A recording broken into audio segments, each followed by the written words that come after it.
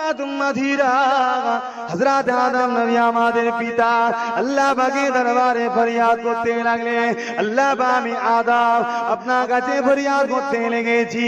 আপনার নামের সঙ্গে যার নাম জুড়ে আছে মুহাম্মদ রাসূলুল্লাহ, যে নবী পাককে সৃষ্টি না করলে আল্লাহ পাক কিছুই বানাতেন না, আশা করি ওই মুহাম্মদ সাল্লাল্লাহু আলাইহি ওয়াসাল্লাম আপনার কাছে সবচেয়ে প্রিয়, ওই মুহাম্মদ সাল্লাল্লাহু আলাইহি ওয়াসাল্লাম করে আমি আদমের দোয়াটাকে আল্লাহ পাক কবুল করে নি, আমি আদমের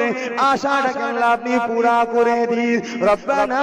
যালামনা আনফুসানা ওয়া ইল্লাম তাগফির লানা ওয়া তারহামনা লানাকুনান্না মিনাল খাসিরিন। হযরত আদম নবী আমার নবী পাক ওসিলাতে দোয়া চাইলে আমার আল্লাহ পাক বলে দিলেন, এ আদম রে এমন একটা ওসিলা তুই ধরলি, এমন একটা বাইনা তুই ধরলি, আমি আল্লাহ পাক তোকে